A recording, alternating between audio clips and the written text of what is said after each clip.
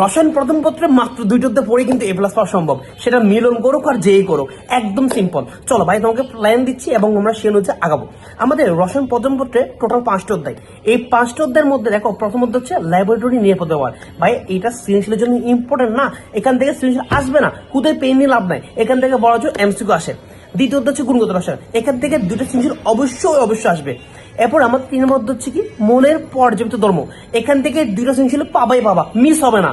তাহলে ভাইয়া দুটো করে 4টা আসলো এই 2টো অধ্যায় থেকে। আর একটা সৃজনশীল হয় গুণগত থেকে দিবে, নাই মৌলের পর্যাপ্ত থেকে দিবে। অর্থাৎ এই 2টোতে পড়লে তোমার 5টা সৃজনশীল একদম কনফার্ম। বুলেট মিস হবে কিন্তু এই কথা মিস হবে না, 5টা সৃজনশীল দিবে। এরপর হচ্ছে রাসায়নিক পরিবর্তন, এখান থেকে 2টা সৃজনশীল দিবে। তাহলে 3টো থেকে কয়টা সৃজনশীল গেল? 7টা সৃজনশীল গেল। আর লাস্ট একটা সৃজনশীল সেটা আসবে হচ্ছে কর্মমুখী রসায়ন। বা এই কর্মমুখী রসায়নে অনলি মাত্র 3টা টপিক, সেটা মিলন করুক আর যে করুক, কোশ্চেন এই 3টা টপিক থেকে আসতে হবে। তোমাদের ভালো রেসপন্স পাবে বা এগুলো দিব।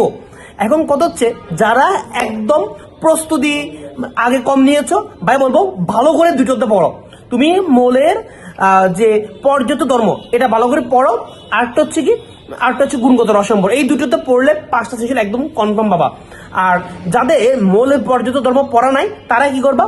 তারা হচ্ছে গুণগত রসায়ন পড়বা, রাসায়নিক পরিবর্তন পড়বা, সাথে হচ্ছে কর্মমুখী রসায়ন দেখে রাখবা। কথা ক্লিয়ার কিনা? সো ভাই বলো এত পেন নেওয়ার কিছু না, রসায়ন কোশ্চেন একদম ভালো হবে, আন্দোলন করছে কোশ্চেন ইজি হবে, টেনশনের কিছু নাই। তোমাদের ভালো রেসপন্স পেলে কোন টপিক পড়তে হবে সিলেক্টিভ প্রতিটি অধ্যায় থেকে 4-5টা করে টপিক দিব, এখান থেকে একদম 100% কমন আসবে। তোমাদের রেসপন্স চাই কমেন্টে।